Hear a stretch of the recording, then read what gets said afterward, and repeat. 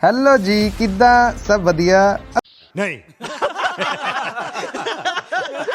अस्सलाम वालेकुम, मैं जाजेब और आप देख रहे हैं मेरा YouTube चैनल अपनी तरफ से, जिसमें मैं सब कुछ कहूंगा अपनी तरफ से और आपको सुनना पड़ेगा मेरी तरफ से। तो चले शुरू करते हैं। 1 2 3। आज हम ड्रामा बदजात के एपिसोड 17 का रिव्यू करेंगे। ड्रामा वली और वली के चचा से शुरू होता है, जहाँ पर वली के चचा से बिया के हकूक के बारे में बात करता है कि चचा जी बिया को बिया के हकूक दिए जाएं, उसको पढ़ने का मौका दिया जाए, क्योंकि पढ़े लिखेगा पाकिस्तान तो तरक्की करेगा पाकिस्तान। यस। ओके। अगले सीन में खाना खाते हुए वली के चचा बिया से पूछते हैं कि तुम्हारा हाल ठीक है, तुम्हारी तबीयत ठीक है, मैंने सुना था तुम्हें बुखार हो गया। तो वो कहती हाँ ठीक हूँ मैं, अब मुझे था लेकिन अब ठीक हूँ मैं। तो दानियाल भी कहता है कि यही बात मैं बिया से भी कह रहा था कि बिया अपना ख्याल रखा करो, तुम कमजोर हो रही हो, तुम खाना पीना क्यों छोड़ गई हो, तुम किस परेशानी में मुब्तला हो, अपना ख्याल रखा करो। तो वली के चचा बिया से कहते हैं कि तुम अपनी पढ़ाई शुरू कर दो, और साथ ही वली के चचा दानियाल को हुक्म देते हैं कि इसको किसी अच्छी सी यूनिवर्सिटी या कॉलेज में दाखिला दिलवा दो, यानी एडमिशन दिलवा दो। तो दानियाल कहता है कि पापा जानी मैं तो बड़ा मसरूफ हूँ, मेरी तुम वही है, मैं तो नहीं जा सकता, आप वली को कहें कि वो बिया को ले जाए और उसको किसी कॉलेज में एडमिशन दिलवा दे। तो वली कहता है हाजिर, मैं यही तो चाह रहा था मैं।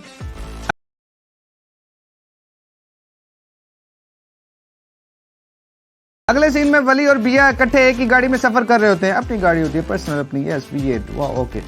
हम मालूम है तेरे बाप को मत सिखा, चल। वली बिया से पूछता है उदास क्यों बैठी हो? तो बिया कहती है आपको ये सब कुछ नहीं कहना चाहिए था। तो वली सूफियों की लाइन अपनाते हुए कहता है मुझसे किसी की तकलीफ बर्दाश्त नहीं होती, इस वजह से मैं जरा बोल पड़ता हूँ। झूठ बोल रहा है। और तुम बिया, तुम तो हमारी अपनी हो, समझ रहे हो? समझ रहे हो?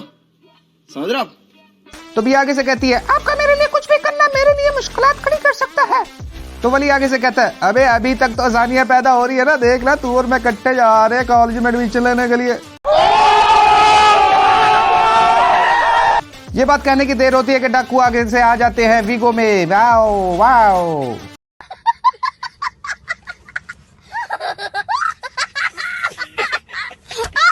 वली बिया से कहता है चाहे कुछ भी हो जाए तुमने गाड़ी से नहीं निकलना, ओके ओके।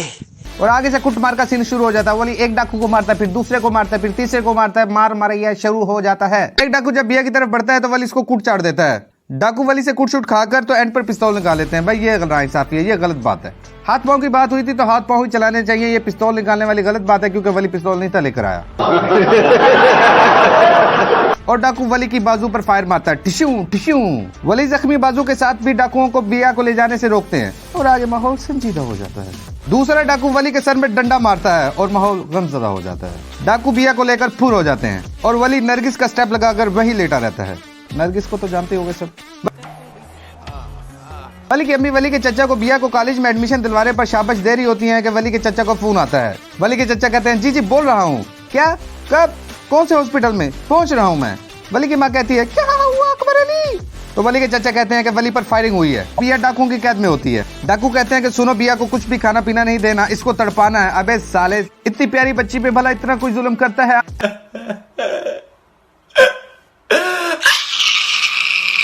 एनी दानियाल को फोन करके कहती है कि तुमने मेरा बदला ले भी लिया, बड़े शार हो तुम। तो दानियाल मासूम की तरह कहता है कौन सा बदला, किसकी बात कर रही हो तुम? एनी कहती है कि पागल के बच्चे, वली पर हमले की बात कर रही हूँ मैं, मुझे पता है तुमने ही उस पर हमला करवाया वली पर। तो आगे से दानियाल कहता है आवाज नहीं आ रही तुम्हारी, सिग्नल कट रहे हैं, hello hello hello hello hello.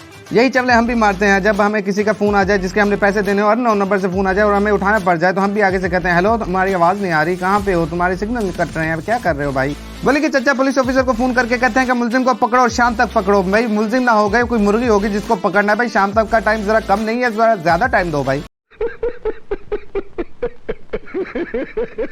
अगले सीन में डॉक्टर साहब आते हैं और कहते हैं कि वली का खून बहुत ज्यादा बह चुका है, इसलिए फाइन ब्लड अरेंज करो। दानियाल कहता है कि मैंने बिया को बहुत ढूंढा लेकिन बिया नहीं मिली, मेरी बिया मेरी बिया मेरी बिया।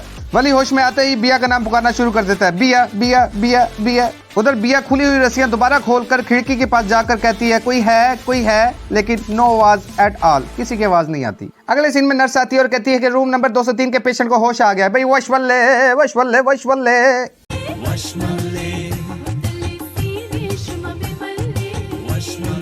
वली बिया बिया का विरोध करते हुए बगैर सुई वाली ड्रिप उतार कर उठने की कोशिश करता है, लेकिन वली के चचा उसको उठने नहीं देते। वली कहता है कि चचा मुझे जाने दे, बिया को मेरी जरूरत है। तो चचा कहता है कि बिया किधर है वली? तो वली कहता है कि चचा बिया को किसी ने किड्नी वाला नैप कर लिया है। उधर बिया की माँ को भी ख्वाब में सारी समझ आ जाती है। भाई वाह। वली के चचा वली से कहते हैं कि तुम्हारी दुश्मनी की वजह से वो लोग मेरी नूर रानी को उठा कर ले गए, अब मैं शहर वालों को क्या मुंह दिखाऊंगा? जबकि साइंस के मुताबिक हर इंसान के पास एक ही मुंह होता है और उसको वही मुंह दिखाना पड़ता है, चाहे वो अच्छा हो चाहे वो बुरा हो, चाहे वो खुश हो चाहे वो सैड हो। गजब बेइज्जती है। वली कहता है कि मैं कुछ नहीं होने दूंगा बिया को। तो वली के चचा कहते हैं कि क्या किटी वाले ने पर तुम्हें एड्रेस लिख कर देंगे कि इस एड्रेस पे आ जाओ और बिया को ले जाओ। अच्छी बात की है वैसे। वली की चची कहती है कि यकीनन इसकी बहन का कुछ चाहने वाला होगा जिसने ये हरकत की है। Oh my God, oh my God, wow. तो वली चची से कहता है कि बस चची बस, इससे आगे एक लफ्ज ना बोलिएगा। मैंने बिया को पूरी कोशिश की थी बचाने की, काश मेरी जान चली जाती लेकिन बिया बच जाती। एंड पर दानियाल अपने बाबा से कहता है कि बाबा दाल में जरूर कुछ काला है, कोई हमारे साथ कोई खतरे का खेल खेल रहा है। तो दानियाल के बाबा कहते हैं जिसने भी ये किया है उसने बहुत बड़ी गलती की है, क्योंकि मैं अब उसको नहीं छोड़ूंगा। और ड्रामा ठंड हो जाता है भाईजान, ड्रामा ठंड। ठंड का मतलब नहीं पता, एंड म्यूजिक